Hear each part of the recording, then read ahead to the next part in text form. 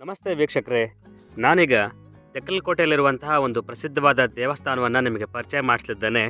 ಆ ದೇವಸ್ಥಾನದ ಹೆಸರೇ ಶ್ರೀ ಓಬುಳೇಶ್ವರ ದೇವಸ್ಥಾನ. ಈ ದೇವಸ್ಥಾನವನ್ನು ನೀವು ತಲುಪಬೇಕಾದ್ರೆ ತೆಕ್ಕಲಕೋಟೆಯಿಂದ ಸಿರಿಗೇರಿಗೆ ಸಂಚರಿಸುವ ಮಾರ್ಗದಲ್ಲಿ ಎಡಭಾಗಕ್ಕೆ ಈ ರಸ್ತೆ ನಿಮಗೆ ಕಾಣಿಸುತ್ತೆ. ಬನ್ನಿ ಈಗ ಆ ರಸ್ತೆ ಮೂಲಕ ದೇವಸ್ಥಾನಕ್ಕೆ ಹೋಗೋಣ.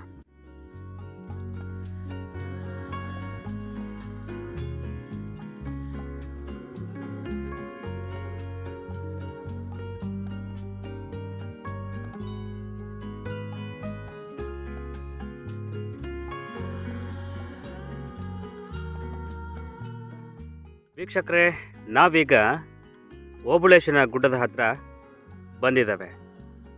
ಈ ಒಂದು ಸ್ಥಳಕ್ಕೆ ಓಬುಳೇಶನ ದೇವಾಲಯ ಇರೋದ್ರಿಂದ ಓಬುಳೇಶನ ಗುಡ್ಡ ಅಂತ ಹೆಸರು ಬಂತು.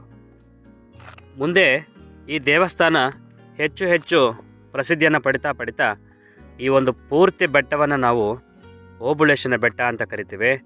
ಹಾಗೆ ಇನ್ನೊಂದು ಬೆಟ್ಟ ಕಾಣಿಸ್ತಾ ಇದೆ. ಈ ಬೆಟ್ಟಕ್ಕೆ ನಾವು ಡಂಕಲಮ್ಮ ಗುಡ್ಡ ಅಂತ ಕರಿತೀವಿ.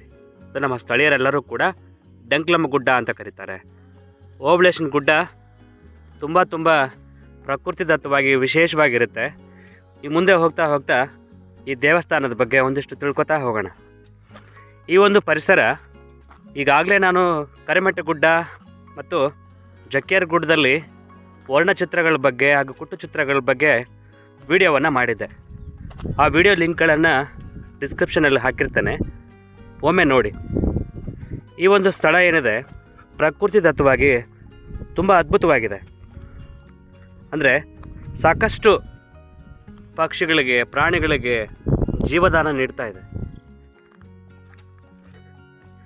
ಇದಕ್ಕೆ ಸರಿಯಾಗಿ ಮಾರ್ಗವೇನೋ ಇದೆ, ಆದರೆ ಸ್ವಲ್ಪ ಪರಿಶ್ರಮ ಬೇಕಾಗುತ್ತೆ. ಹತ್ತಕ್ಕೆ ಸುಲಭವಾಗಿ ಕಾಣಿಸುತ್ತೆ. ಅಲ್ಲಿಂದ ರೂಟಾಗಿ ಮಳೆ ನೀರು ಕೂಡ ಹರಿಯೋದಕ್ಕೂ ಕೂಡ ತುಂಬ ಅನುಕೂಲಕರವಾಗಿದೆ. ಇದು ಈ ಸ್ಥಳಕ್ಕೆ ಕುಟುಂಬ ಸಮೇತರಾಗಿ ಬರ್ಬೋದು. ತುಂಬ ವ್ಯಾಯಾಮ ಕೂಡ ಆಗುತ್ತೆ ಬಾಡಿಗೆ.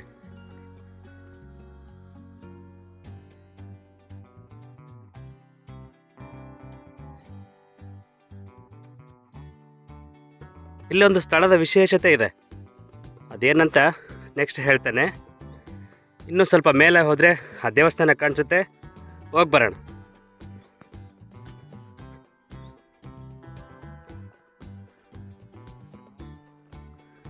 ತೆಕ್ಕಲಕೋಟೆಯಲ್ಲಿ ವರವಿನ ಮಲ್ಲೇಶ್ವರ ದೇವಸ್ಥಾನ ಹೇಗೋ ಅದೇ ರೀತಿ ತುಂಬ ಎತ್ತರದಲ್ಲಿ ಈ ಒಂದು ದೇವಸ್ಥಾನವನ್ನು ಕಾಣ್ಬೋದು. ಇಲ್ಲಿ ನೋಡಿ, ಶಂಖ ಚಕ್ರವನ್ನು ತುಂಬ ಸುಂದರವಾಗಿ ಚಿತ್ರಿಸಿದ್ದಾರೆ. ನಾಮವನ್ನು ಕೂಡ ಇಲ್ಲೆಲ್ಲ ನಾಮಮಯ.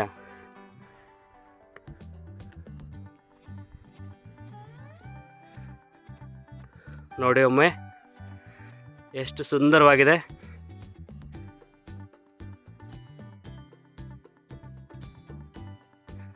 ಎಷ್ಟೋ ಜನಕ್ಕೆ ಈ ಸ್ಥಳದ ಪರಿಚಯ ಇರಲ್ಲ ಅಂತ ಅನ್ಕೋತೇನೆ. ಈ ಒಂದು ಸ್ಥಳಕ್ಕೆ ಬರಬೇಕಾದ್ರೆ ನಾನು ಆಗಲೇ ಹೇಳಿದಂತೆ ತೆಕ್ಕಲಕೋಟೆಯಿಂದ ಸಿರಿಗೇರಿಗೆ ಹೋಗೋ ರಸ್ತೆಯಲ್ಲಾದರೂ ಬರ್ಬೋದು, ಅಥವಾ ತೆಕ್ಕಲಕೋಟೆಯಿಂದ ಈ ಕಾಣಿಸ್ತಾ ಇದೆ ಆ ಹಳ್ಳಿ ಊರು ಏನಿದೆ, ತೆಕ್ಕಲಕೋಟೆಯಿಂದ ಬಳ್ಳಾರಿಗೆ ಹೋಗೋ ದಾರಿನಲ್ಲಿ ದೇವಿನಗರ ಅಂತ ಬರುತ್ತೆ. ಆ ದೇವಿನಗರದಿಂದ ನೀವು ಬಂದರೆ, ಅಂದರೆ ನಮ್ಮ ತೆಕ್ಕಲಕೋಟೆಯಿಂದ ಸಿರಿಗೇರಿಗೆ ಹೋಗೋ ರೂಟ್ ಕನೆಕ್ಟ್ ಆಗುತ್ತೆ. ಆ ಮಾರ್ಗದಲ್ಲಿ ಬಂದರೆ ನಿಮಗೆ ಬಲಕ್ಕೆ ಈ ದೇವಸ್ಥಾನ ಸಿಗುತ್ತೆ. ಓಕೆ, ತಡ ಮಾಡೋದು ಬೇಡ, ಆ ದೇವಸ್ಥಾನಕ್ಕೊಮ್ಮೆ ಒಳಗಡೆ ಹೋಗಿ ದರ್ಶನ ಪಡ್ಕೊಂಡೇ ಬಂದ್ಬಿಡೋಣ.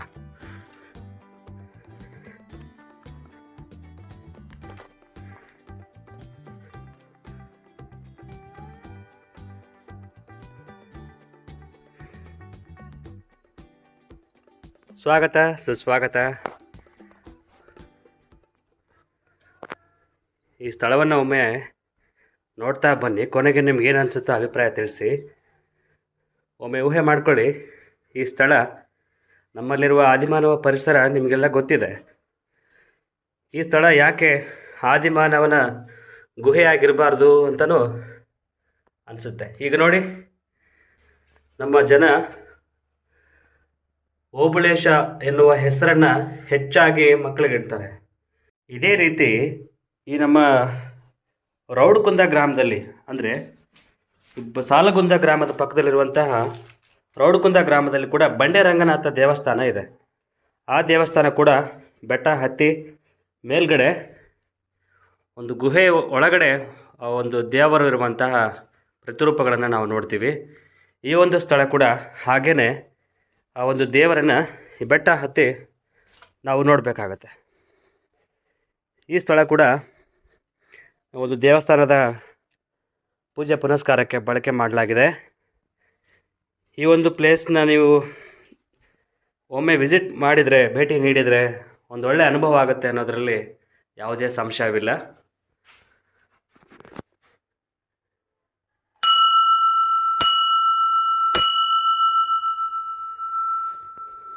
ದೇವರು ನಿಮಗೂ ನಮಗೂ ಎಲ್ರಿಗೂ ಒಳ್ಳೇದು ಮಾಡಲಿ. ಹೋಗಬೇಕಾದಾಗ ಕೂಡ ಒಮ್ಮೆ ಒಂದು ಪರಿಸರವನ್ನು ನೋಡ್ರಿ. ಪ್ರಕೃತಿ ಕೈ ಬೀಸಿ ಕರಿತಾ ಇದೆ. ಅದನ್ನು ಆಸ್ವಾದಿಸೋ ಮನಸ್ಸುಗಳು ಬೇಕು.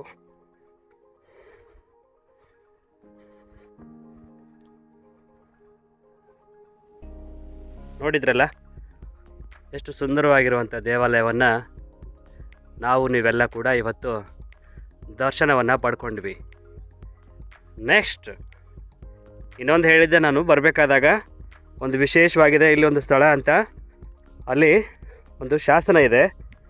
ಆ ಶಾಸನದ ಕುರಿತು ಅಲ್ಲೋಗಿ ನಿಮಗೆ ತಿಳಿಸ್ತಾನೆ. ನಮ್ಮ ತಂಡ ನಾವೆಲ್ಲ ಸೇರಿಸಿ ಹುಡುಕಾಡಿದಾಗ ಇಲ್ಲೊಂದು ಶಾಸನ ಸಿಕ್ತು. ಈ ಶಾಸನದಲ್ಲಿ ಏನೇನು ವಿಷಯಗಳು ಅಡಗಿದಾವೆ ಅನ್ನೋದನ್ನು ಹೇಳ್ತಾನೆ. ಈ ಶಾಸನದಲ್ಲಿ ಮನ್ಮಥ ಸಂವತ್ಸರದ ಅವಧಿಯಲ್ಲಿ ಅಂದರೆ 1535ರಲ್ಲಿ ಅಚ್ಯುತ ಮಹಾರಾಯರಿಗೆ ಪುಣ್ಯವಾಗಲೆಂದು ಶ್ರೀಮತು ಸಜಲಮುಂ ವಾರಿಜಮಾನ ಭಾಸ್ಕರ ದೇವರಿಗೆ, ಅಂದರೆ ಕಮಲದ ಮೇಲೆ ನಿಂತಿರುವಂತಹ ಭಾಸ್ಕರ ದೇವರಿಗೆ ತೆಕ್ಕಲಕೋಟೆಯ ಹೊಕುಳರು ತ್ರಿಮುಚಕೋಲಿನ ಅಳತೆಯ ಹೊಲವನ್ನು ದಾನ ನೀಡಿರುವಂತೆ ತಿಳಿಸುತ್ತದೆ. ಇದಕ್ಕೆ ತಪ್ಪಿದವರು ಪಂಚಮಹಾಪಾತಕಕ್ಕೆ ಒಳಗಾಗುವರು ಎಂಬ ಶಾಪಾಶಯವನ್ನು ಕೂಡ ಸಹ ಬರೆಸಲಾಗಿದೆ. ಈ ಶಾಸನದಲ್ಲಿ ಭಾಸ್ಕರ ದೇವರನ್ನು ತುಂಬ ಸುಂದರವಾಗಿ ವರ್ಣಿಸಲಾಗಿದ್ದು, ಅಂದಿನ ಅವಧಿಯಲ್ಲಿ ವಿಷ್ಣುವಿನ ದೇವಾಲಯವಿತ್ತೆಂದು ಕಾಲಾನಂತರದಲ್ಲಿ ಓಬುಳೇಶನ ದೇವಾಲಯವೊಂದು ಜನಪದರಿಂದ ಪ್ರಸಿದ್ಧಿ ಪಡೆದಿದೆ ಎಂದು ಕೂಡ ನಾವು ಭಾವಿಸಬಹುದು. ಒಟ್ಟಾರೆಯಾಗಿ ಇದೊಂದು ದಾನ ಶಾಸನವಾಗಿದೆ. ಈ ಶಾಸನ ಕುರಿತು ಪತ್ರಿಕೆಗಳಲ್ಲಿ ಈಗಾಗಲೇ ವರದಿ ಮಾಡಲಾಗಿದ್ದು, ಈ ಒಂದು ಪಡೆಯಚ್ಚು ಪಡೆಯಲು ಸಹಕರಿಸಿದಂತಹ ಶ್ರೀಯುತ ಮಂಜುನಾಥ್ ಸರ್ ಅವರಿಗೂ ಹಾಗೂ ಪುನೀತ್ ಕುಮಾರ್ ದೇವರಾಜ ಇವರೆಲ್ಲರಿಗೂ ಕೂಡ ಧನ್ಯವಾದಗಳನ್ನು ಅರ್ಪಿಸ್ತಾನೆ. ಈಗ ನೀವು ಚಿತ್ರದಲ್ಲಿ ಗಮನಿಸ್ತಿದ್ದೀರಿ, ಇದು ಪತ್ರಿಕೆಯಲ್ಲಿ ವರದಿಯಾಗಿರುವಂಥದ್ದು. ಹಾಗೆ ಈ ಒಂದು ಶಾಸನದ ಮಾಹಿತಿಯನ್ನು ನೀಡಿರುವಂತಹ ಸಂಶೋಧಕರಾದ ಶ್ರೀಯುತ ರವಿಕುಮಾರ್ ಕೆ ನವಲಗುಂದ ಸರ್ ಅವರಿಗೂ ಕೂಡ ಧನ್ಯವಾದಗಳನ್ನು ಅರ್ಪಿಸ್ತಾನೆ. ಶ್ರೀಕೃಷ್ಣದೇವರಾಯರ ನಂತರ ಆಳ್ವಿಕೆ ನಡೆಸಿರುವಂತಹ ಅಚ್ಯುತರಾಯರ ಅವಧಿಯಲ್ಲಿ ನಮ್ಮೂರಲ್ಲಿ ಒಟ್ಟಾರೆಯಾಗಿ 2 ಶಾಸನಗಳಿದ್ದಂತೆ. ಒಂದು ವರುವಿನ ಮಲ್ಲೇಶ್ವರ ದೇವಸ್ಥಾನದ ಬಳಿ ಇದ್ದರೆ, ಮತ್ತೊಂದು ಈ ಒಂದು ಓಬಳೇಶನ ದೇವಸ್ಥಾನದ ಹತ್ರ ಇದೆ. ಈ ಒಂದು ಪ್ರದೇಶದಲ್ಲಿ ವೈಷ್ಣವ ದೇವಾಲಯವಿತ್ತು ಅಥವಾ ವಿಷ್ಣುವಿನ ದೇವಾಲಯವಿತ್ತು ಅಂತ ಕೂಡ ಆಧಾರಗಳು ನಮಗೆ ಸಿಕ್ಕಿದ್ದಾವೆ. ಅಷ್ಟು ಮಾತ್ರವಲ್ಲ, ಮತ್ತೊಂದು ತುಂಬ ವಿಶೇಷವಾಗಿರುವಂಥ ಸ್ಥಳವನ್ನು ಕೂಡ ನಿಮಗೆ ಪರಿಚಯ ಮಾಡಿಸ್ತಾನೆ. ಆ ಸ್ಥಳಕ್ಕೆ ಹೋಗ್ಬೇಕಂದ್ರೆ ಈ ಒಂದು ದೇವಸ್ಥಾನದ ಬಲಬದಿಯಲ್ಲಿ ಸ್ವಲ್ಪ ಕಷ್ಟಪಟ್ಟು ಗುಡ್ಡ ಹತ್ತಲೇಬೇಕಾಗುತ್ತೆ. ಆಗ ಮಾತ್ರ ನಾವು ಅಂದ್ಕೊಂಡಿರೋ ಸ್ಥಳಕ್ಕೆ ಹೋಗಕ್ಕೆ ಸಾಧ್ಯ. ಬನ್ನಿ ಹೋಗೋಣ. ತುಂಬ ಕಠಿಣವಾಗಿದೆ. ಜಾಗರೂಕರಾಗಿ ಪ್ರಯಾಣ ಸಾಗಿಸಬೇಕಾಗಿದೆ.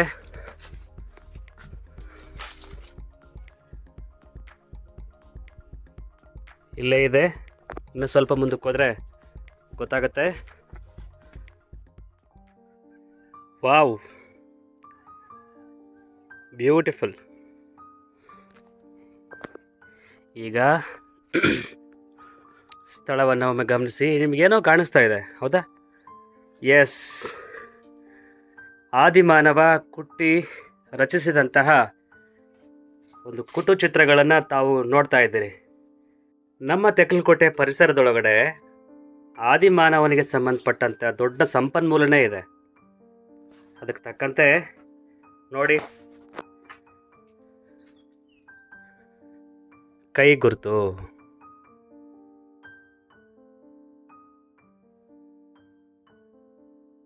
ಈ ಸ್ಪರ್ಶದ ಅನುಭವನೇ ಬೇರೆ.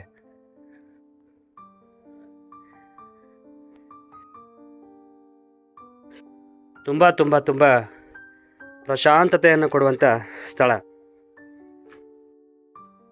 ನಾನಂತೂ ಇವತ್ತು ಈ ಸ್ಥಳಕ್ಕೆ ಭೇಟಿ ನೀಡಿ ನಿಮ್ಮೆಲ್ಲರಿಗೂ ಕೂಡ ಸ್ಥಳ ಪರಿಚಯ ಮಾಡಿಸಿರೋದ್ರ ಕುರಿತು ನನಗೆ ತುಂಬ ಖುಷಿ ಇದೆ.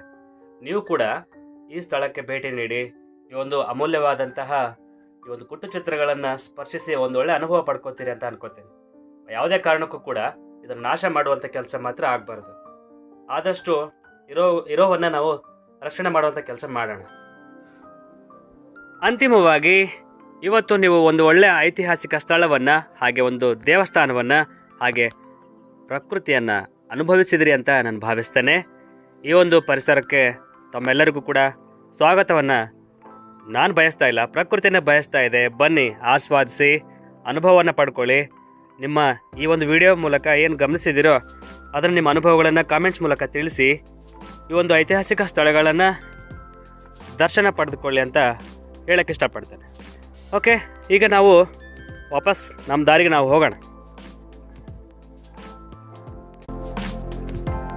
ಅಲ್ಲಿಂದ ಈಗ ಕೆಳಗಡೆ ಬಂದಿದ್ದೇನೆ. ಬೆಟ್ಟ ಹತ್ತುವಾಗ ತುಂಬ ಕಷ್ಟ, ಇಳಿಬೇಕಾದಾಗ ತುಂಬ ಸುಲಭ.